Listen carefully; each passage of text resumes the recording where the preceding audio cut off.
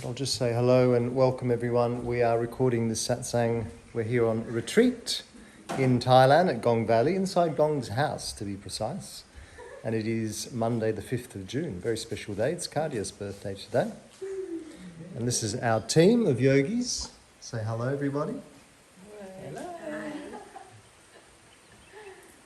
Hey, how are you? Sawadika.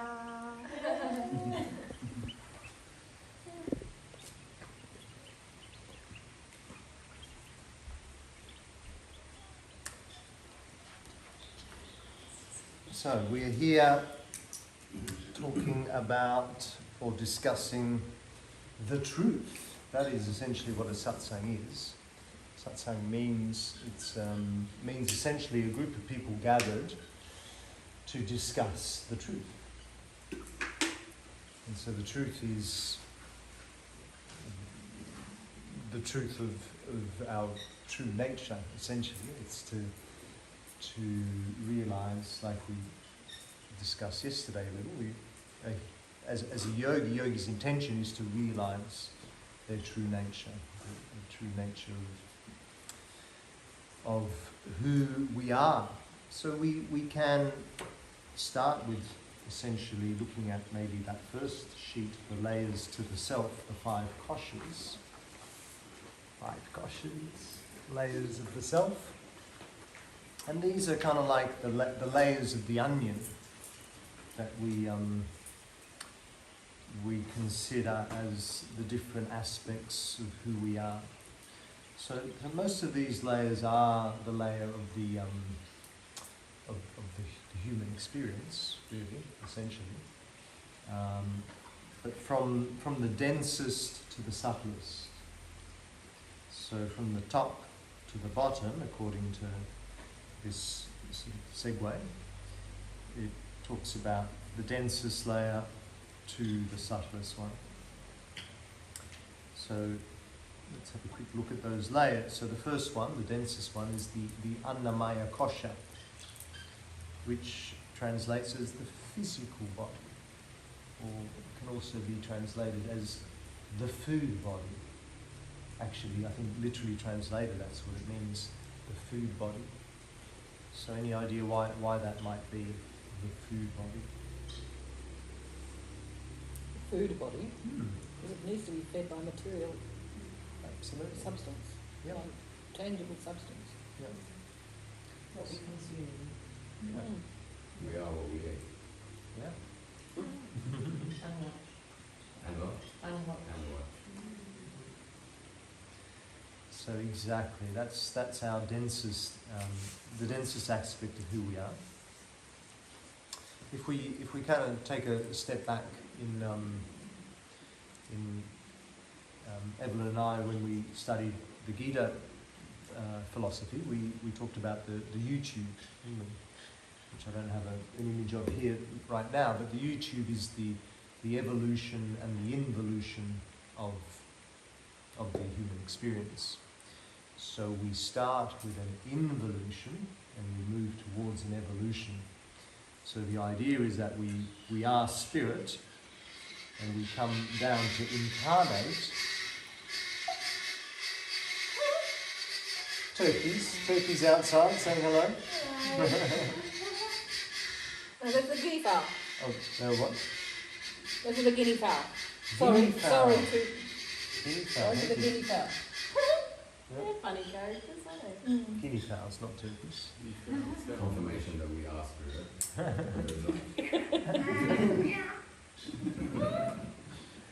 So spirit makes a choice to incarnate, and so spirit needs to lower its vibration to be able to incarnate into a physical being, Become flesh. into flesh. So that's what we call the involution. So the opposite of evolution, we involute as far as a spiritual being being able to have a human experience within a physical and mental body. So we could look at all the chakras as well as that stepway, that leeway down on a vibratory level, vibrating down into the most physical. So actually we could even just quickly have a little glance at our chakra chart, because you have that as well in your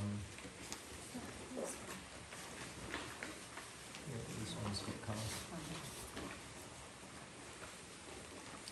In your handouts, so there's our chakra chart. So chakras are the energy centres along the spine. In the bottom picture, it's illustrated in the yogi sitting there in meditation. And so essentially spirit comes in through the crown of the head and lowers vibratorily all the way down till it reaches the base chakra, or the root chakra, which all these chakras also relate to the various elements. And the base chakra is the element of earth, which is the densest element, and it's the element that then also relates to Annamaya Kosha, the food body, which is the densest part of our existence, the physical body, which is not who we are at this level of absolute truth. So the idea of the evolution is to go back up this YouTube. So it's a YouTube. This YouTube was invented before YouTube, the channel YouTube. It was a Tibetan idea, wasn't it? Sorry? Do you think it was a Tibetan idea? I'm not sure. Possibly. Yeah. It definitely preceded YOU. Absolutely, It's been around for a while. But yeah, when you mention YouTube today, that's what everyone goes to, the YouTube channel. But no, U as in the U shape, meaning the spirit is the top of the YouTube, and we involute to incarnate into matter. And then the intention or the idea of the yogic wisdom is to realize our true nature, so to evolute back to spirit, back to where we came from, essentially.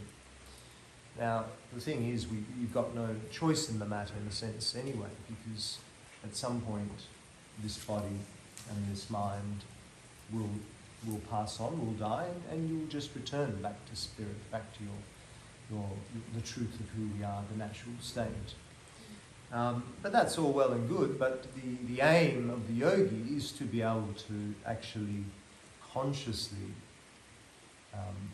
return to spirit before the death of the body. So within the lifetime that we're in.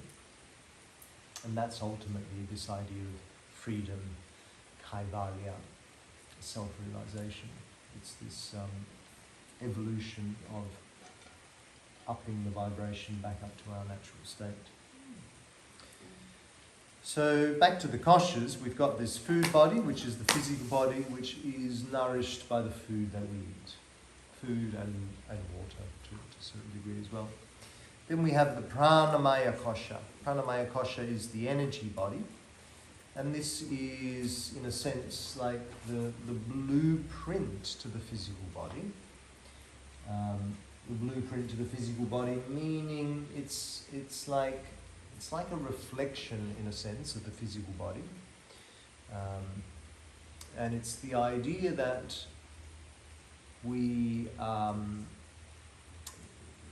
animated by this prana, this life force. There's an energetic component to who we are.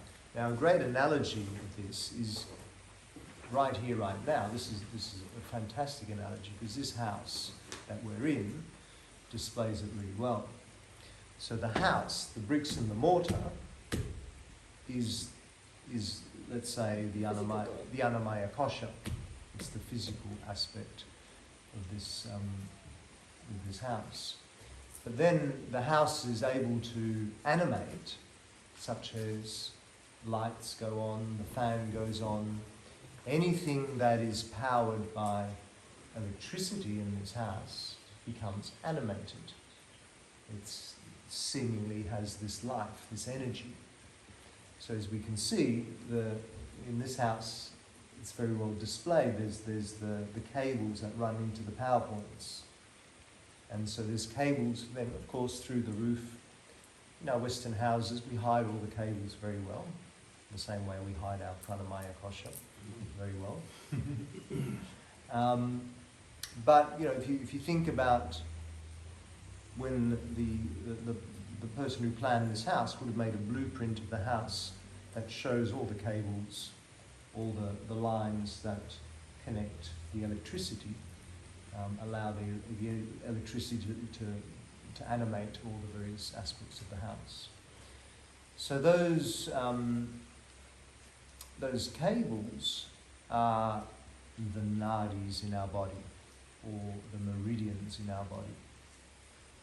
So that's what the electricity runs through. So here the electricity is coming from a source, isn't it? It's coming from a generator, or the main power source of the whole town, a big generator or whatever it is feeding the electricity through the whole town, through the whole country, through the whole world, the more you step back. And so it's the same with us. We have some kind of electricity that charges us up, or that animates us, that allows for everything that we do, or everything that we express, to happen. Where does the force or the power come from? For us to move our arms, for us to think a thought, for the rain to fall, for the flowers to flower. There is a force, there's a life force. So this life force we call prana. Prana is the life force that animates all of life. And it's the same as looking at the electricity that animates the house, the streets, the lights, and the energy that makes everything alive, seemingly animated. So the source of this prana, that's the challenging thing to consider, because we can't see this. It's an unseen source of energy. But that's what you might then consider to be the source of all of life. Essentially that's what it is. And that's what we might call God. Universal consciousness, pure awareness, whatever term resonates with you. So sometimes the trouble with God is that you get stuck to that dualistic aspect of God. God is a separate thing up there in the clouds, commanding down below. And so people struggle with that, because sometimes people interpret that from a religious point of view as God, a higher being up there, being judgmental. Whereas from this viewpoint of the yogis, it's just power. It's just the source of energy. It's pure consciousness. That's all it is. That's God. So if God doesn't feel right as a term because of the association of the dualistic aspect of the judgmental guy up above in the clouds pointing his finger down at us, then we don't need to call it God. We can just call it consciousness, or pure awareness, or life force, whatever you want to call it. And interestingly, the yogis and the Hindus, to some degree, there is this alignment of Hinduism and yoga. So even though we definitely say that yoga is not a religion, you don't need to be religious, or you can be aligned with any religion you like and still practice and be a yogi, because yoga does not discriminate. There's no discrimination within the yogic philosophy. Yet by and by it did develop in India, and Hinduism also was born out of the wisdom of yoga, but then it became its own kind of ism in a sense. So sometimes we have this relationship with Hinduism, but it's not to say that as a yogi you are Hindu, or you need to be Hindu, or you don't have to have that relationship at all if you don't want. But so what I was getting to was in Hinduism or in yogaism, not that yoga should be an ism, but there is sometimes, there's various names for the divine. So again, God, consciousness, pure awareness could also just be called the divine. And there's various names for that too. And one of the names that I personally resonate with is Brahman. Brahman is this idea of this the essence, the source consciousness. Because then there's also this Brahman and this Atman relationship, which we kind of briefly touched on also yesterday. So Atman is the individual aspect of Brahman within us, but it's one and the same as Brahman, which is tricky to consider. But is that like the yin and the yang? in a sense, it incorporates the yin and the yang. Like it's the it could be in a sense like the little dot within the yin or the little dot within the yang. It's you could say that. So then we could skip all the other koshas and just go into an Anandamaya kosha, which is the bliss body, which is essentially also the pathway into the Atman. It's the connection to the Atman, to the soul. Maybe it's easier just to say soul rather than, these are Sanskrit terms, but it's good. It's useful to learn the Sanskrit terms as well, because that's what we discuss or connect to in yoga, is those Sanskrit terms as well. But let's go back up to Pranamaya Kosha. So Pranamaya Kosha is the energy body. So this is the system of nadis or meridians, and there's no difference between nadis and meridians. It's one and the same, just different tradition, different expression, different language. So nadis is the Sanskrit word, and meridians is the Chinese, TCM. Traditional Chinese medicine uses meridians as the word for nadis. But they both would tell you that there's probably around about 72,000 nadis running through our body. And just like it's probably 72,000 electric wires running through this whole area, let's say the town or Valley or whatever. So it depends what microcosm within macrocosm we relate to. But within our bodies, they say around about 72,000. And I don't know if that's really absolute or not, and it doesn't really matter. It's just an acknowledgement that we have a stack of these energy channels running through our system. And so most holistic practitioners understand this, and that's what they use to move energy in the body. So if you go and see an acupuncturist, what they do is they put a needle in a certain area in your body, which will be an acupuncture point, a pressure point, which is a point along these meridians, which will stimulate the energy flow within that nadi. By and by, it's working your physical body as well. And so a myotherapist would consider more the physical aspect of what's happening in the Annamaya Kosha. But the acupuncturist will be more interested in what's happening in your Pranamaya Kosha. So what's happening in the energetic aspect of your body. So that energetic aspect becomes the blueprint, but it's also, in a sense, it's what precedes and what proceeds the physical aspect of what's going on in the body. So if you have a condition, let's say, in the body, then the acupuncturist will say, well, you've got, let's say, some eczema in the body or something on the skin, then okay, then it means there's something wrong within the energy flow of the meridians that are connected to where that is coming up.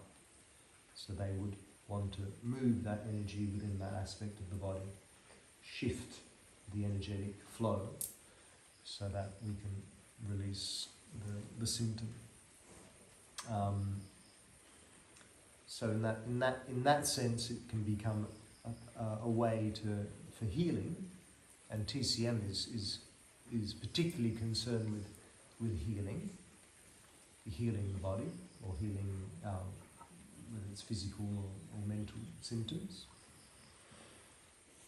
But the yogi is more concerned about using this pranic system for this purpose of awakening, this purpose of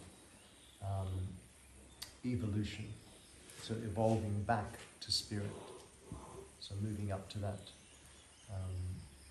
crown chakra energy into spirit.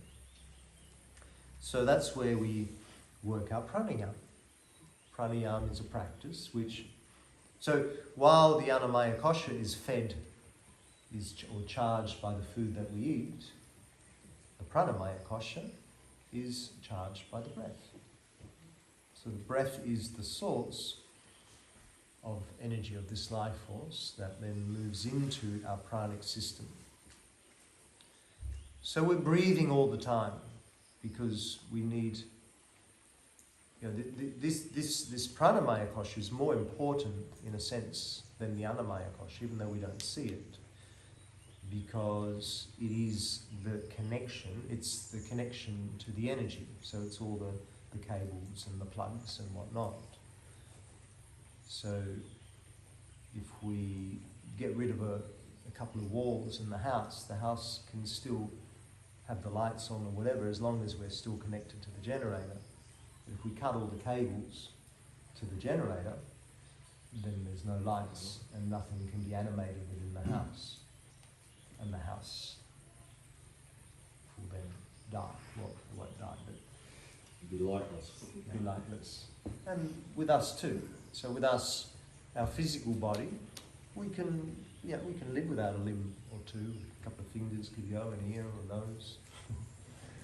But without the pranic system working, then it's lights out.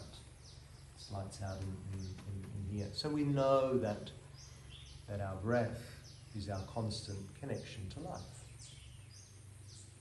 As soon as we stop breathing, we die. I mean, we can stop breathing for a little while, but not for very long. We can go without food for quite some time, actually. We can go without water for a little while. But without breath, a couple of minutes, and then that's it. So breath is the connection to the generator, to the life force, to the source. And so each breath that we take is maintaining that connection and creating the life force energy to be able to move through us. And so naturally we're designed to be able to just breathe naturally without thinking. It's an autonomic system of the body.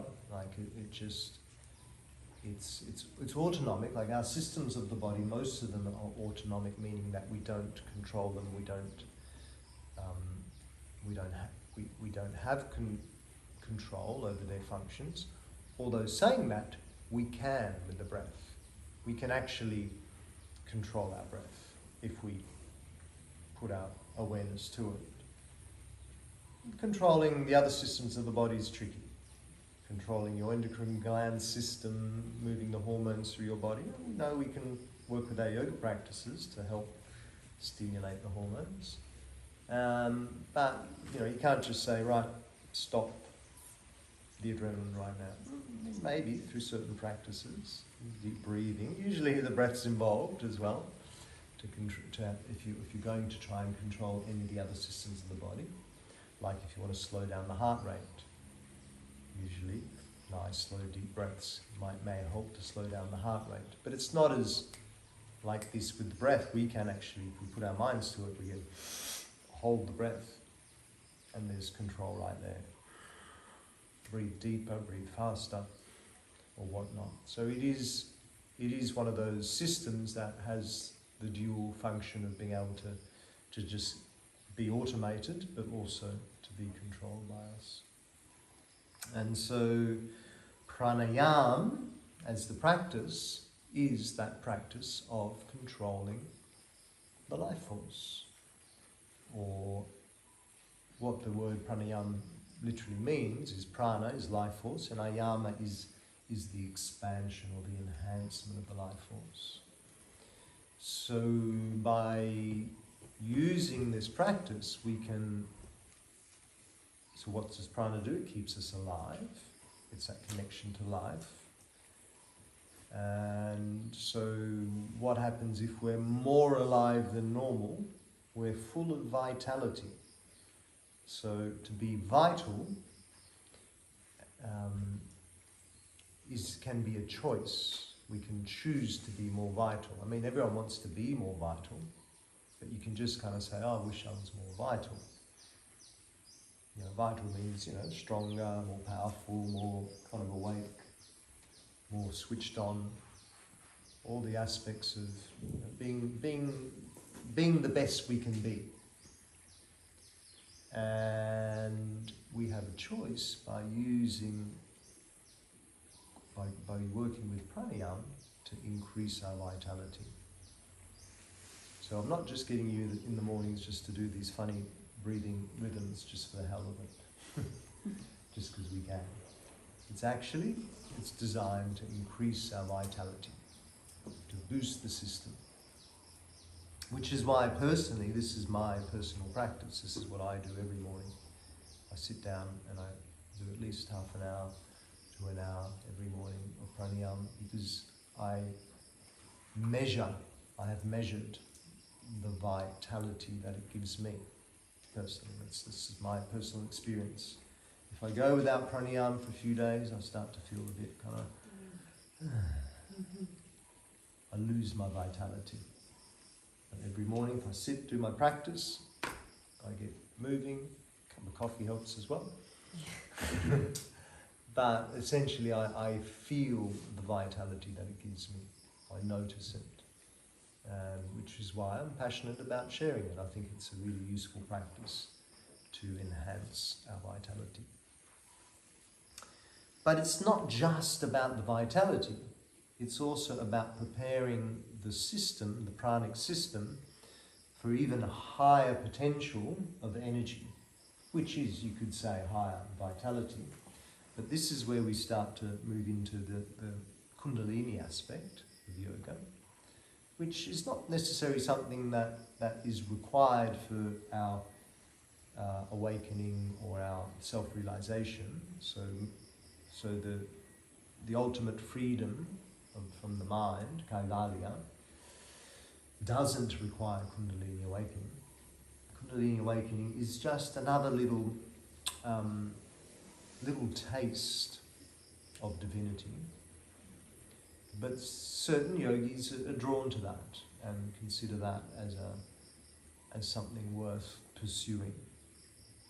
So from the point of Advaita Vedanta, there's not really that much interest of Kundalini awakening, because Advaita Vedanta is concerned about awakening to non-dual awareness, so realizing the source of the energy of the prana, realizing God consciousness, realizing Brahma, realizing universal consciousness and whatnot. Whereas the tantric is really interested in the way in which divinity expresses through nature. And so this expression of divinity through nature is essentially called Shakti. Shakti is the energy of nature. And so Shakti is what's expressing through all of nature. And it's delightful, it's beautiful. It's what we're here to experience. So we shouldn't turn our back to that, I believe. So we should all have a little bit of tantric interest within us, because that's ultimately the human experience. Because we're here to experience the delights of being in the world. But then there is this aspect of Kundalini which is the condensed somehow Shakti power, Shakti energy, which is supposedly there lying dormant at the base of our spines in our base chakra, in our Muladhara chakra. So this is the serpent energy that can be awakened through certain practices, and the pranayama is actually one of the main practices that helps to awaken this Kundalini energy. But ideally, for the Kundalini energy to awaken and to move through the body, it's like a surge of incredible power. We need those power lines to actually be able to hold that power. So it's kind of like considering the powers that, we know. Again, if we go back to the power of the house, you've got different voltages. If you go to the car, you've got maybe a 12-volt battery. If you go to something else, you've got a 24-volt battery. And so different voltage systems have different types of cables as well. So certain voltage, frequencies of power require the cables that will be able to hold that power. So if you tap in a 24-volt battery into a 220-volt system, you're going to blow the system because it's not able to hold that power. And so this is the same as Kundalini energy. Kundalini energy is a very high frequency power that just, if you haven't done the work to prepare the body to be able to hold that energy, then you're going to blow the fuses, you're going to blow the system. So the idea of working with our pranayama is not just to increase our vitality, not just to slow down the mental fluctuations, but also to step up the cabling within our system so that it's ready to be able to hold that higher frequency of power once it awakens fully. What would blowing that look like? Good question, great question. So what would blowing that look like would look like someone going crazy, usually. Well, this is how Clive explains it. Clive is one of the few people I know that has awakened this power fully. That has had the full Kundalini awakening. I mean, people have tastes of Kundalini. I've had a taste myself, but You haven't? I have, Oh, yeah. you have, yeah. But a taste is just a taste. It's just like a little glimpse. But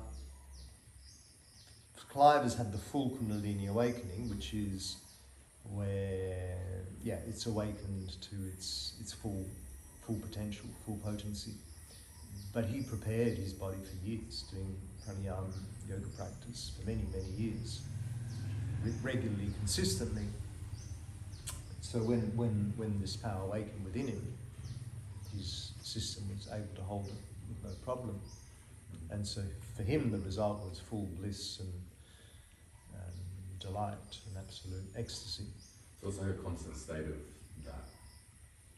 Yes, but it's still a dual experience. It's actually not awakening beyond the mind, which is what we're ultimately, really, that's the ultimate aim. Kaivalya, this freedom from the mind, is really the ultimate goal of the yogi, which is Kundalini can take you there. Kundalini awakening can take you there, but Kundalini awakening can just be an experience, a blissful and beautiful and delightful experience, but nonetheless just that, something that comes and goes. So someone can awaken to Kundalini, but then maybe a couple of years later they're back to where they were beforehand, in a sense. And Kundalini is like the divine union of masculine and feminine, or because it's that spiral? Yeah, in a sense, it's the Shakti. The Shakti represents that feminine power, which is at the base of the spine, And then the masculine power is represented by the up in the crown, or crown and third eye usually sort of work in conjunction. And so it's when this energy rises up and meets with the Shiva meeting with Parvati. So Shiva and the goddess connect together, and the explosion happens. The yin and the yang fusion, let's say, with the sun and the moon, which becomes the bliss and the divinity. But so your question was, what happens if what was the question again? What does it look like when it goes say wrong? we blow a fuse or Blow a fuse when it goes wrong. our So body's not prepared for that. According to Clive, so if you look again at this at the picture here of the yogi sitting there in meditation, we've got those two snakes, which is again the two snakes spiraling through the chakras, and the snake is the representation of the Kundalini energy. So it has this kind of essence of this, like a serpent energy, and what's happening here is that this is representing the idea of, on one side we've got Ida, so the white snake is Ida, and the other snake, the brown snake, is Pingala. So Ida is the female and Pingala is the male, or Ida is the yin and Pingala is the yang. And so these are the two polarities within us that spiral through the chakras or down through the sides of the chakras. But then through the center we have another major nadi. So these are the main nadis that the yogis are really focused on for awakening. Ida, Pingala and Shushumna. Shushumna is the central channel that runs through the spine, and that's where all the chakras are actually laid out upon. So the chakras are laid out upon the Shushumna nadi, which is known also as the channel of fire. And it refers to the fire of the Kundalini being able to awaken and move through that center and then awaken all those chakras to their full potential. And so the idea is that if the Kundalini, which is somewhat dormant, said to be somewhat dormant within your base chakra, your Muladhara chakra, Kundalini energy, it's like this combustion of Shakti energy within our base chakra. What I see it as is it's a creative force. It's like when we were conceived, the essence of that conception is a blueprint that retains at the base chakra. The fetus develops, but that essence of that conception is there. When the egg met the sperm, that essence is retained in the base chakra. So it's a compression of creative force, creative energy that remains there.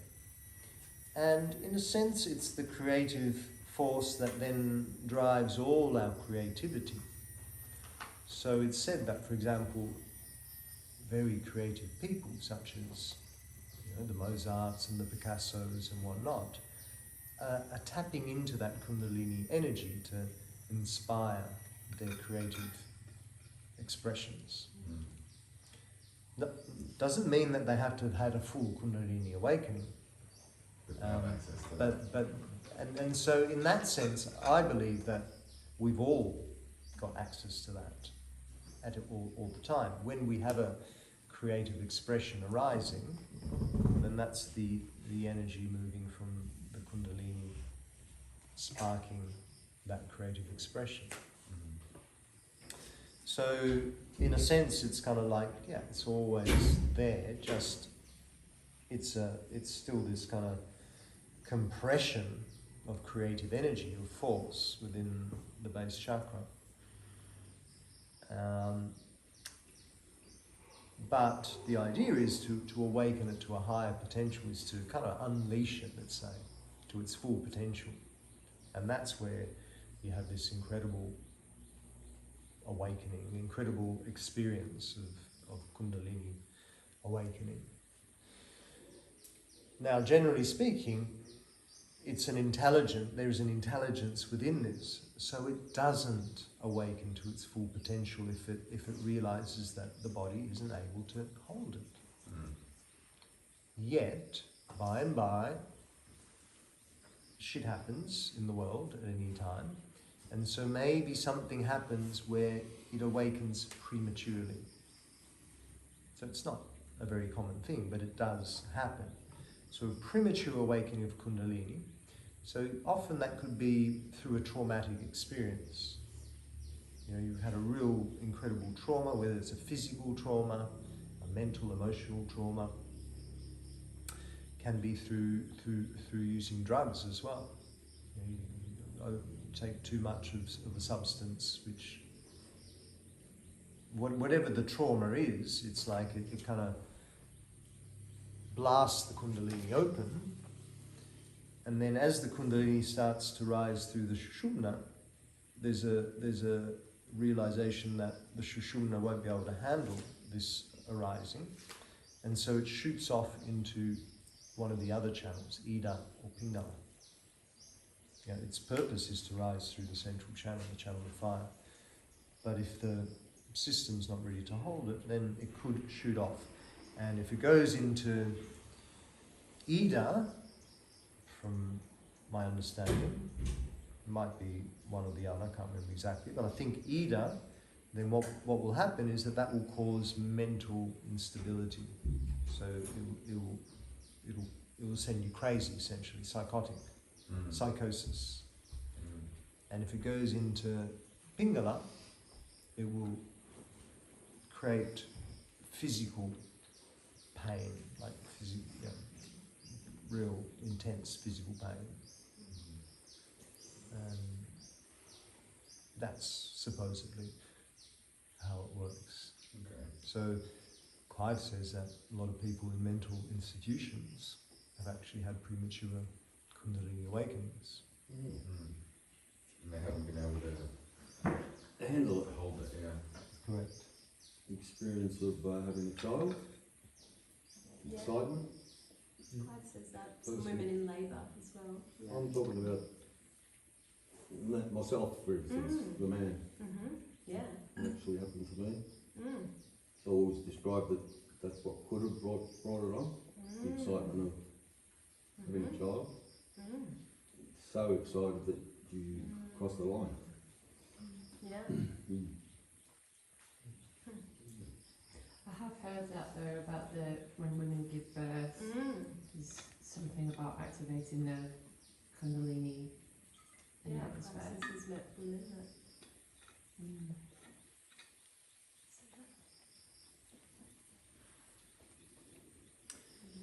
Anyway, back to the koshas. It's fascinating though, isn't it? Because the answers are somewhere, but we can't quite grasp them, can we? And each of us has a different experience, and that's okay. That's right. And it's a matter of just keeping on, wanting to get there. The Inquiry. striving and the inquiry to try and attain that next level, whatever that might be for each of us. Absolutely. Yeah, and on that, of course, everything that I'm telling you or sharing here is from my own understanding of the truth. So, you know, take it or leave it, and don't believe everything I say. So far, so good. I'll let you know.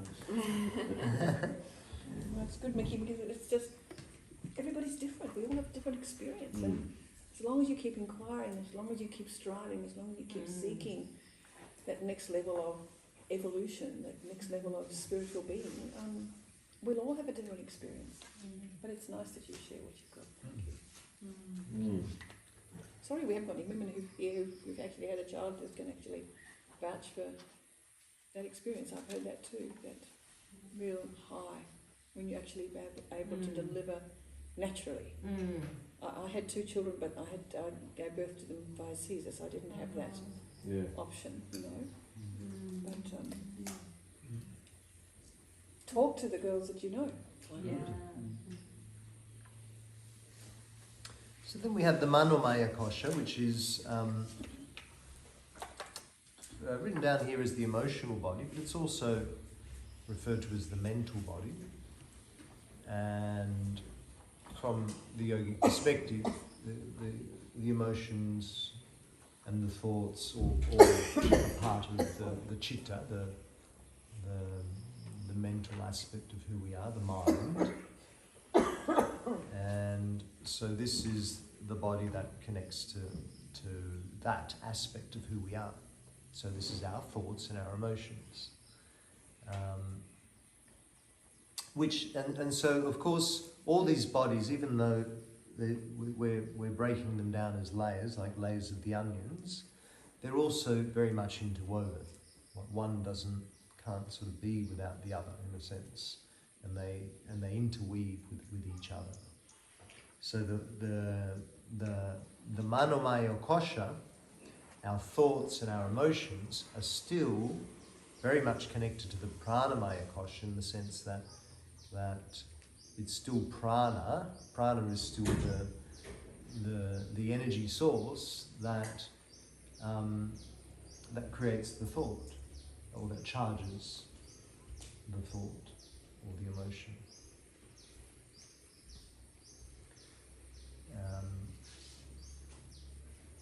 And this is another big, we very much identify with the Manomaya and the Annamaya. That's generally the main 2 aspects of who we are that we identify with, because it's the most sort of tangible in a sense. It's the one that we're most consciously active in somehow. The Pranamaya Kosha is kind of like behind the scenes, just doing its thing all the time, and you could be totally oblivious to that. Yeah, we could be totally oblivious that our breath is our life source. We just don't even think about the breath. All we think about is how we look in the mirror, not looking good, what we're thinking, thinking about this and that. But we don't often consider the Pranamaya Kosha as essential aspect of our being. I forget all the time. Yeah, we all do. Oh yeah.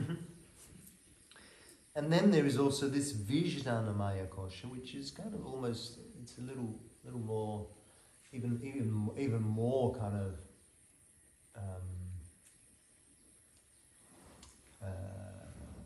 forgettable. Esoteric, yeah.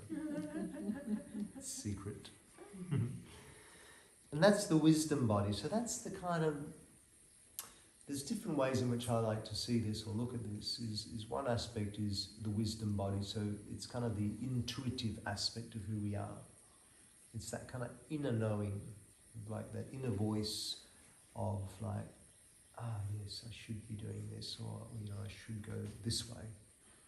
You're at a fork in a road and something tells you, must go this way. There's an intuition to follow this particular path or this way.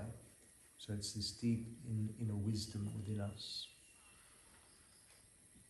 I like to see it also sometimes as this aspect of witnessing awareness. So the witnessing awareness is that higher knowledge, that higher connection to our spirit aspect. So in a sense you've got the mind, which is what we all relate to. And the mind is like this kind of lens. It's a lens in which we experience the world. So it's the lens of the senses, it's the lens of the ego, it's the lens of the intellect. Aspects of the intellect kind of blend into the Vijnanamaya, but it's the lens in which we generally look out and experience the world. so through the mind.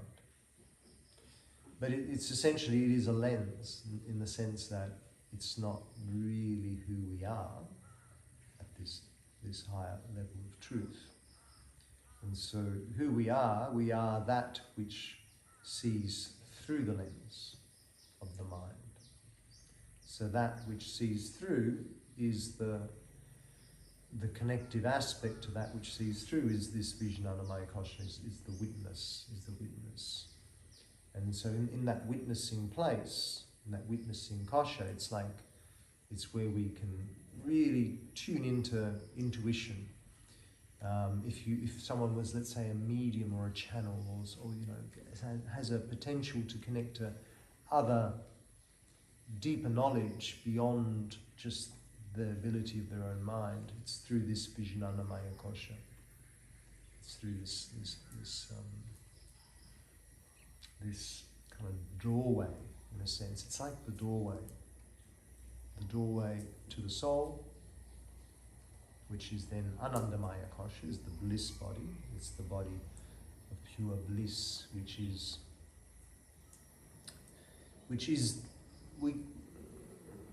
we could say it's the soul, but then it's actually broken down even further into it's just, again, a greater doorway into the soul, in a sense. So it's kind of layers within layers within layers within layers, or refining the vibration. But this Anandamaya Kosha is the bliss body, because it's when we experience bliss. So we may experience bliss in times of meditation, in times of relaxation, like in your Shavasana time, when you fully just relax, and when you can let go of the mind and you just drop into a place of just you fully, this moment of just letting go and tasting bliss, which is the Anandamaya Kosha. It's the essence of our true nature. So the true nature, the ultimate truth of who we are, is pure bliss. And Anandamaya Kosha is like the compactness of, or the individuation of some of that bliss within us.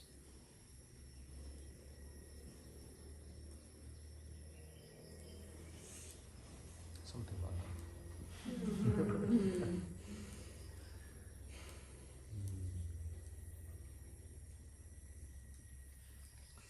Again for time.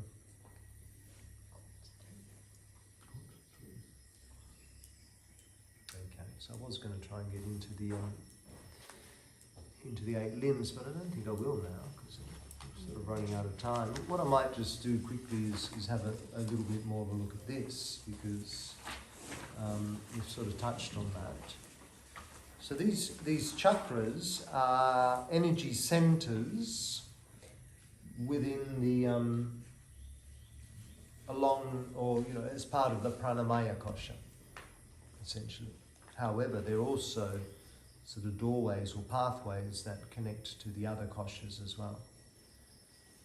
That's why they're called chakras, because they have this wheel of connection with all the other layers. Yeah. So a chakra means a wheel. So it's a wheel, an energetic wheel, or sometimes seen like a vortex, vortices.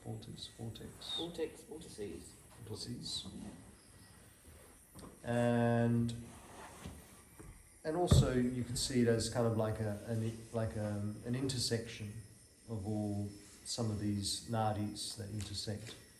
So it's said, for example, the heart chakra has 108 nadis, 108 meridians that intersect at the heart, which is why the number 108 is a number that's used significantly within certain yoga practices. We talk about doing 108 sun salutations. Often the malas have 108 beads on them, so that you can connect to the heart chakra by working 108 times. So accessing all 108 channels and so forth. But what I've also put there as a correlation on the other column down to the right, there's what are all those things? The systems, the body. Glands. The endocrine gland system of the body. So they are the glands. And so these glands, what are these glands, what are they doing in our bodies? Regulating hormones or producing hormones. Yeah, regulating, producing hormones. What do these hormones? What do hormones do? They maintain homeostasis. Yeah, great. Maintain homeostasis. They are the chemicals that move through our system to create balance within our system. They kind of create most of the effects of our body to be able to just do that, to maintain homeostasis, so maintain balance within our system, within our bodies. Well, they're called endocrine glands too because they are closed in that they empty their chemical messengers directly into that hormonal system. They're directly into the bloodstream. Whereas there's lots of other glands in the body that empty their chemical messengers in other parts of the body. But the endocrine is endo means internal, so endocrine into the blood supply. And the notion is that when you get the balanced endocrine system, which is what I guess you're getting to, and you balance that with your nervous system, you're able to then work towards homeostasis and keeping your body healthy and well. Yeah. Exactly. Thank you. And the issue, of course, is that we live toxic lifestyles that create the imbalance. And sometimes by choice, such as eating bad food or drinking alcohol or whatever little bad habits that we take on. But sometimes we even have no choice, such as just living in the city and you're breathing in the polluted air, exposed to stress, whether you choose to or not. Sometimes that's just part of living in the world. So we need to consider that these hormone-producing glands are usually somewhat out of whack, out of balance. And this is where our yoga practice comes into effect, using yoga as a practice to bring these hormonal glands back into balance. So the asana, the pranayama, the meditation, all of that is, in a sense, works on these glands as well as the other systems of the body, as well as the musculoskeletal system and all the things that we can just verify and notice when we do some asana. Oh yeah, that feels better in my shoulder or in my back. But when you have that knowledge that, oh yeah, I'm doing a back bend which is creating pressure in my adrenal glands. Okay, so then if you know that your adrenal glands produce adrenaline, and that's the hormone that creates that fight or flight aspect in our response to experience, then we can know that actually that's going to balance out that production of adrenaline. So that's where it becomes actually really useful just doing the asana is going to do it anyway to some degree, but having the awareness of you doing a certain posture that's stimulating that particular gland, then that just amplifies its effect. Because energy follows thought. And We did that this morning with the camel. the camel, yeah, exactly. Yesterday with the chakrasana and the wedge. The bridge, yeah, bridge wedge. But the reason why I've correlated these with the chakras is that in actual effect, the idea is that these endocrine glands are the physical manifestation of the energetic center. So this is where that blueprint comes into effect. We've got the pranamaya kosha is the blueprint to the physical. So whatever's happening in the energetic is then represented in the physical, or vice versa. So let's have a little bit of a look at that. I suppose we're still waiting for the others to come back, so we can't do anything until they come back. I was thinking of wrapping up at 3, but it's still, it was pendant on the others arriving. So, so we'll go through this with not too much detail, but if we look at the base chakra, to the left, the energetics of the base chakra is this idea of the will to survive. It's always represented as the survival chakra. Can anyone also give me any other qualities of what the base chakra is all about? Belonging. Belonging. Grounded. Staying grounded, yeah. Stability. Stability. Beautiful. Yeah. Physical, to remain alive, self-focused. It's like basic needs, right? Basic needs, yeah. Foundations. Basic needs for survival. Food, shelter, you know, the basic stuff we need just to survive. Food, shelter and sex, basically, isn't it? Yeah, yep, Because you need to reproduce the race. exactly. Mm.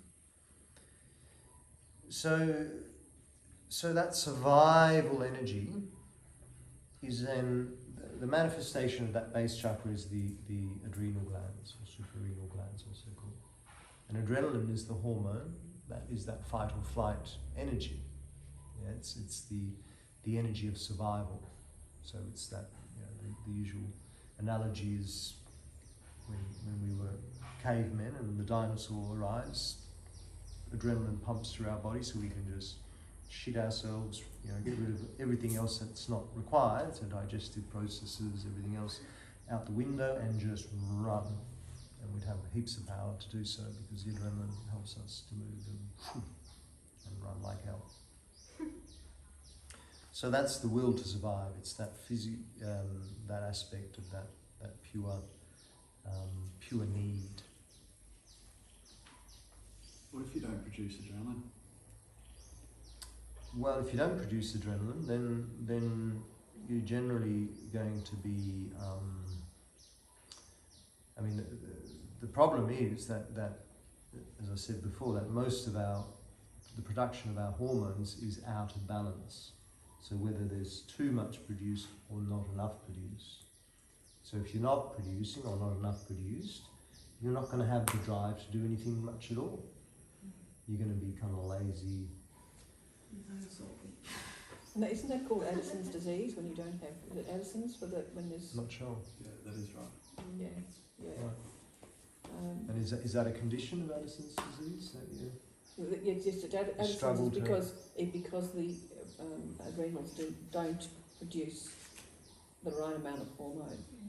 Now, you know, there's a pharmaceutical way of treating that, but I'm sure that working with the other aspect of the endocrine system would support adrenal balance, but there must be other ways of being able to encourage adrenal balance. And adrenal stress is usually because we are too stressed, and so it's about changing our lifestyle, perhaps changing taking the stressor away, whatever the stressor is. And the stressor might also be in our minds, you know. In the old days, it was the dinosaur that Mickey talked about, but often these days the dinosaur doesn't exist. It's just an imagination, and we're so stressed by all the other that happens outside, and we're on this it's on this edge the whole time. So, Yeah. Addison's disease. That's Yeah. the problem. The dinosaur's not there. No. But the adrenaline The response is is there. still pumping through the body, Yes. creating this stressful situation. Yeah. That stressful situation, if the dinosaur's there, is useful. You know, that stress to be able to boom, run. But if you're just sitting at your desk and going, Sorry. and there's no dinosaur there, Yeah. you're just Could going to be the get CEO that's the dinosaur. exasperate the stress, exasperate the anxiety. Dinosaur CEOs around. The dinosaur. So get rid of them. Pointy teeth. Pointy teeth Yeah. and claws. Government could be dinosaur. So that's that. Then there's the will to create, which is Vadishtan, the sacral chakra. Now, I think I mentioned yesterday or the other day that the base chakra and the sacral chakra are kind of quite close to each other within the chakra, the energetic system, and often sort of work together. But if they're broken down, so we say that that's the etheric aspect. And there's also there's all sorts of different relationships. Here we're just talking about the endocrine gland system. We could also talk about the elements, for example. So the base chakra is the element of earth. The sacral chakra is the element of water. And it's the energy of the will to create. So this is the connection to the etheric aspect of who we are. The etheric aspect is also meaning the pranamaya kosha, the pranic aspect, the energy aspect. Etheric, energy, prana is all the same thing, just expressed different ways. And so I wrote there shelter, but I probably actually would edit that and put the shelter down at Muladhara. Better conditions, security, sex. And really, the idea is creativity, I think, is the key here. It's the creative aspect of who we are. So it's the creative flow within us. Or I don't know, has anyone got any other suggestions on what you might suggest Svadhisthana represents, or the sacral chakra? Svadhisthana, because it's creative, it also is stimulating our bodies to create new cells. To keep, it's reproductive, so therefore it's creative. It's not just about reproducing the race, it's about reproducing the cells in the body that keep the body healthy and well. Absolutely, and then so that goes right into the functions of your gonads, which is the endocrine glands, the ovaries for the women, and the testes and the prostate for men. So the hormones of estrogen, progesterone and testosterone, which have that function of producing sperm and eggs, so being able to reproduce ourselves as a race, but also those hormones that do what Evelyn just said. They help to recreate all the cells in our body so that we can keep up that vital aspect of who we are. And then there is the Manipur, the solar plexus chakra, which is the will to satisfy. And also wrote there astral, emotional support, satisfy, personal levels. So in a sense, that personal levels is that aspect of the persona, so it's in a sense connected to our ego as well, from a not a negative or not a good or bad perspective, just understanding that the ego is the aspect of ourselves that creates our personal identity. So it's identity as a self-sufficient being, so being self-sufficient within our power, within our energy, within who we are, so not having to rely on anybody else for our identity. So when you're weak in your solar plexus, it usually means that you're not self-sufficient in this power of personal identity. So we still, even though we're on one level, we're trying to move beyond that as far as who we identify with. So getting away from identifying with the body and the mind, but moving towards the identity of spirit. Yet, still, as a physical incarnate, having this human experience, we still need to be able to be self-sufficient within ourselves, within this persona that's been created for us in some way or other through our various experiences and conditionings. And so that's a total connection to the pancreas. The pancreas produces the insulin as the hormone, and insulin is the hormone that regulates our blood sugar levels. So blood sugar levels that give us energy from the food that we eat.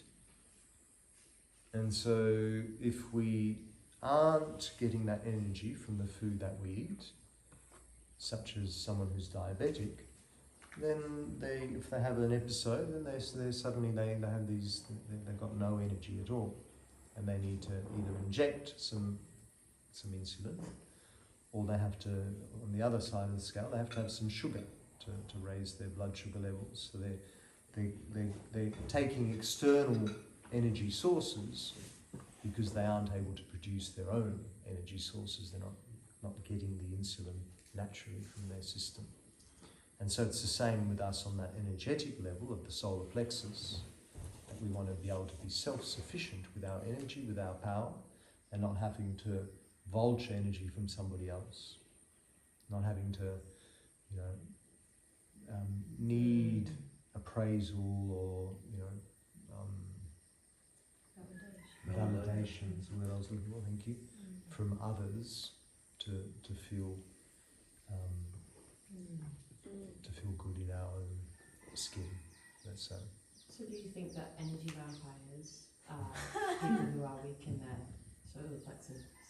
Absolutely. Yep. That's exactly right. And we've all experienced those, haven't we? What would you say is the difference between astral and etheric? Nothing. No? Same. Isn't it? I mean, I don't really know. I mean, that's an interesting question and something we could probably spend hours talking about philosophically. I'm just wondering from, you've included it in the two chakras, and if there is I've heard that the astral is it's like a projection of the subconscious, which is not necessarily an aspect of spirit. Well, it's the emotional aspect of who we are, the astral, isn't it? Yeah, I think so. So it's the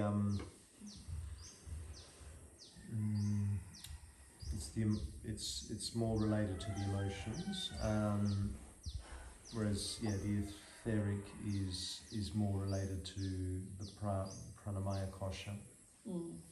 So it's more related to the manomaya kosha, the astral, whereas the etheric is more related to the pranamaya kosha. So I've got to take that back when I said nothing. That is something. Grace, I think it's a interesting conversation, because we also I've had conversations with people who are psychic, and there's the accusation by those who are spiritual readers, or those who can connect with the spiritual realm. They believe that those who often, not always, but often those who are psychic readers may be tapping into the astral rather than the actual spiritual. Now, I don't know whether that's right or wrong. I don't have any experience of tapping into either of those necessarily, but I offer it as food for thought. You may have a different experience. I'd have to just be open-minded about it, but take it all with a grain of salt. And the most important thing is, here, this tells us. If it rings true, it's probably okay. If it doesn't ring true, Which is moving into that next chakra. Next chakra, the heart chakra. Love a segue. Which is anahat. Anahat, the heart chakra, the will to share, and instinctual there, as you were saying, the instinct of, does it feel right? So it's, in a sense, it's where, these bottom, the lower three chakras are very much about the I, me, my. It's about me, the persona, being self-satisfied, creative, sexual, and all our needs satisfied and grounded and whatnot. But then this is the step up into the heart, where we open up to the possibility of the energy of love, which is, it's an energy that moves beyond the self in a sense. So it's the place where we start to connect to others and move beyond the need just to think about ourselves, but rather to be able to connect to the world around us and to others. So it's, in that sense, it's the will to share, to be able to share lovingly, ideally, with others. So it's the being able to give and to receive, ideally unconditionally, which is then, Easier said than done, isn't it? which sometimes? easier said than done. But that is the energy of love. So it's an expansive energy that moves beyond the self, beyond the self where the self is the persona. Because the self with a capital S, of course, is the spirit self, the true nature of who we are. But the self with a little s is the persona. And so, interestingly, the thymus gland is the endocrine gland that is the physical manifestation of this energy of the heart. And it sits right beside the heart. The thymus gland is the gland of discrimination in the body. It's the gland that produces all the antibodies, all the fighting cells in the body. So it's the gland that produces the antibodies that go and investigate. Let's say when something comes into the body that maybe needs to be investigated, such as a foreign invader like a virus. So a virus comes into the body, antibodies go and check it out. Is this virus any good for us or not? And they'll either say, no, fuck off, or okay, you're okay, come on in. But there needs to be that discrimination to work out if it's good or not. And so that's the same in this ability to share energetically with others, that we still need to have some kind of discrimination, as in, will this connection with this person be mutually beneficial for myself and for that person? You know, is there unconditional love in this connection, or is there a purpose, a need, something a little sinister that's not going to be beneficial for either one of us? Which is exactly what's happening with the thymus gland in our own bodies. Sorry, I like that noise. Which is pretty interesting, isn't it? It's the turkeys now. That's a turkey, isn't it? It's the turkeys now. Mm-hmm. It's interesting when you think about, what we know now about trauma, and people not really, like the adrenaline and the adrenals getting kind of shot, and that often when people experience deep trauma as children, they find it really difficult to naturally get into that state of being able to give selflessly, because there is like this kind of constant feeling of not feeling Abuse your or own something, needs yeah. getting met, and we're only just catching up with all of that. And then we've got the Vishuddhi. Vishuddhi is the throat chakra, which is the will to know. So the intellect, the knowledge, the learning. So often it's the idea that it's at the throat, so it's including our voice box, you could say. So where it's the energy from where we express verbally, where we speak from. So it's that energy of expressing being able to express our truth. So not just the power to talk, but what is it that we're expressing? What is it that we're sharing? What is it that we're talking about? And that's the knowledge that we have. That's our intellect, what we know, the will to know. So it's the intellectual aspect of who we are. It's learning, like what we're doing right now, is we're learning something new, and then that becomes something that we may be able to then express by having intellectually comprehended some of it. And then, so that's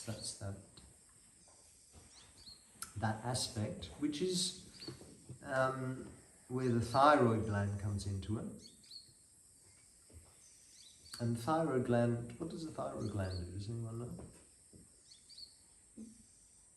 It's a big hormone regulator. No.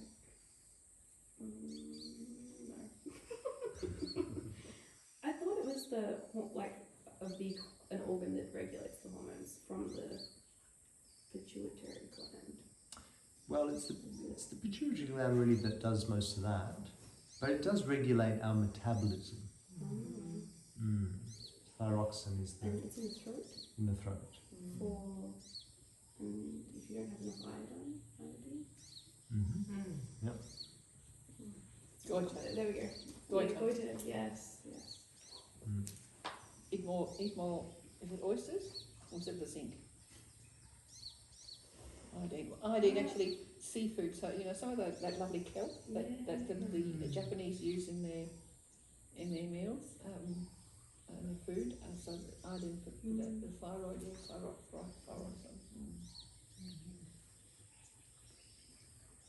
So how does the regulating our metabolism relate to the will to know, our intellect, our knowledge, our learning? The gut is the second mind. Maybe. Sorry? The gut being like the second, or second brain. Maybe. Yeah. You got any more on that?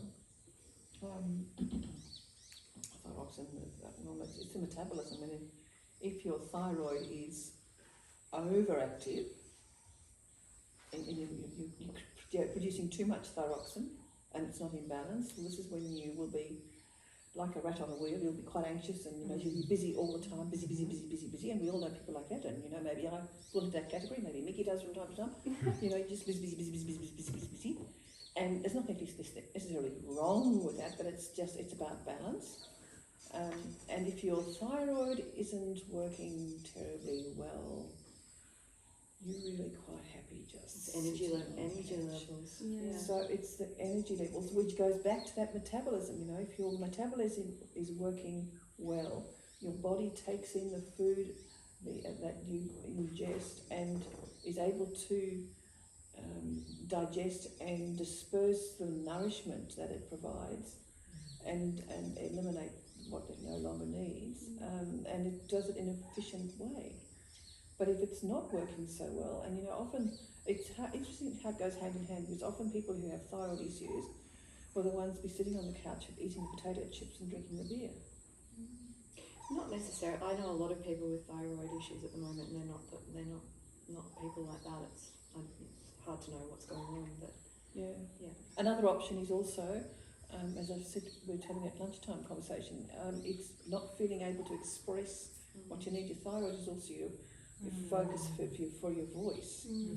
And we have been in the last 3 or 4 years been in a situation where you can't safely express, or people have felt not safe to express how they feel, what they want to say, and that can also be, it's not making me feel good, so I'll have something else to eat, or I'm shutting stuff down. So I don't know whether that adds to. That sounds absolutely right. So it's this ability to digest, metabolize things, metabolize our food, digest it properly, and it's the same, I guess, energetically being able to digest the knowledge of what we've learned, and being able to then express Apply that, it. apply it, Apply it and or express it. Yeah. express it. Yeah. Learn from our mistakes. Yeah. Knowledge from Yeah. Mhm. Yeah. And then we move into the third eye chakra, which is sometimes called ajna, sometimes called anya, depending on which school and tradition you come from. Anya, ajna chakra, which is, and actually you've got ajna and then sahasra. Sahasra is the crown, and some schools will put the pituitary in with ajna and the pineal in with sahasra, and some will put in the pineal with ajna and the pituitary with sahasra. And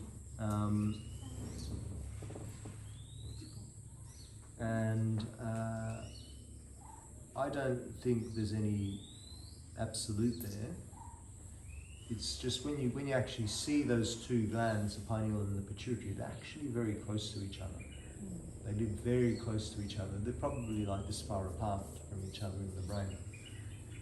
So, in actual effect, once you're working the third eye energetically, you're also then activating your crown chakra. They sort of go hand in hand in a similar way as the base and the sacral often go hand in hand. They're also very close to each other. So the base chakra is the perineum, or at the top of the cervix for women, and the sacral chakra is the base of the spine. Expressed usually in the pictures around the pubis, but actually they're all along the spine, so it's actually the coccyx bone. So that's very close to the perineum, at the top of the cervix. And it's the same up the top. The pituitary and the pineal are very close to each other. So in a sense, energetically, once you get to your third eye, your crown is working naturally anyway. So a lot of our, let's say, meditation or energetic practices will get to the third eye and not necessarily even move into the crown so much, because the third eye is just naturally activating the crown. Even though the functions of the pituitary and the pineal are quite unique within each one. Do you have a question? Is there a fluid that moves up the spine? Have you heard of anything like that before? That is dormant in the base and then it works up the spine to reach the perineum. Well, that's the Kundalini energy. But is there an actual physical?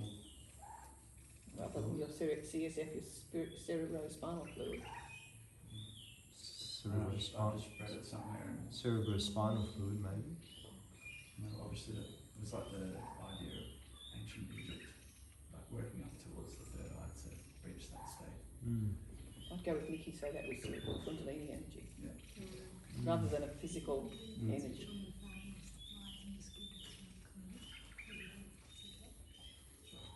A bit noisy. I don't know. You wanna try?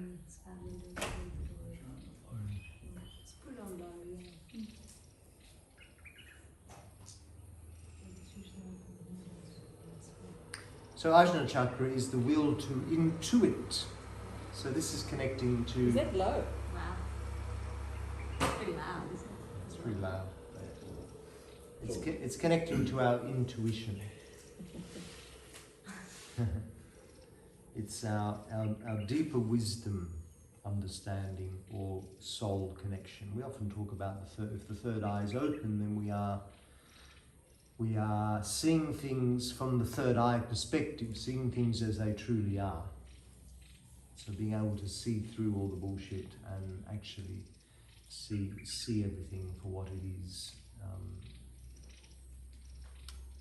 But also, I mean, I like to see sometimes the third eye as this kind of, almost like a mirror. Like when you close your eyes, you're looking into the third eye, and it's a mirror reflecting back into yourself. So being able to then see your true nature, because the lens of the mind is usually focused outwards. Focus outwards through the senses, connecting to the world outside, the outer world, which is all well and good. That's part of our human experience. But occasionally we need to reflect back through that mirror inwards to be able to connect to spirit, connect to who we truly are, that the true nature of ourselves. So that's the third eye. And the intuition is that deeper knowing,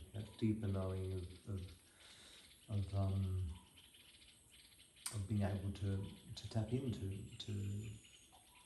that greater aspect of who we are and what everything is. We talk about even intuition being the sixth sense at times, the sense. We've got the other five senses that we all know well, and intuition is, in essence, the sixth sense. So all the other senses also can be correspondences to all those chakras. I can't remember which one each is now off the top of my head. I don't know, can anyone? But there is that correspondence of the five senses. The sixth sense is the third eye, the intuition, the ajna, which then relates in this sense to the pituitary gland. Being the gland, pituitary is kind of like the CEO of all the other glands. It sends all the messages down to all the other hormone-producing glands to command each other hormone-producing gland to make sure that they're doing the right thing. So Doing it's the management and the balancing. yeah. So when you've got too much adrenal, it's like shut down the adrenal a little bit, let's build up maybe the gonads, or it's a constant, it's management, isn't it? Management. Mm. That's why we call it the CEO. Mm. And in a sense, that's what is that high aspect of ourselves. Spirit is the manager to some degree. And then the will to wholeness, or the ultimate sort of axis to spirit, is this crown chakra. So this is where we feel that greater connection. It's kind of like the portal to our universal self. So it's like the portal to spirit, which becomes the portal to, from Atman to Brahman. Atman is the individual soul, to Brahman, the universal soul. So it's our portal to that greater connection. So pineal gland makes sense for me because the hormones within the pineal gland are, you've got melatonin. Melatonin is the hormone that connects us to our natural rhythms, so nature, in the sense that it's the hormone that designates our natural cycles. So it's our sleep cycles. We know that if we're struggling to sleep, sometimes we take extra melatonin. It's our period cycles for women. It's that connection to our rhythmical stuff that is the same as what's happening in nature. There's a rhythm in nature. There's phases, there's cycles, seasons, whatnot. And that's so it becomes our connection to nature, our portal to remind us that we are just a part of nature.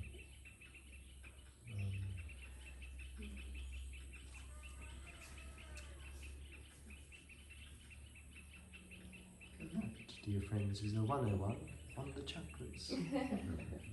Very good. And the glands. Thank you. And the koshas. Covered quite a bit actually. Huge amount today. There's a lot to take in. Get a bit of a nap now, I think. No, there's 80 questions now. Can you remember all?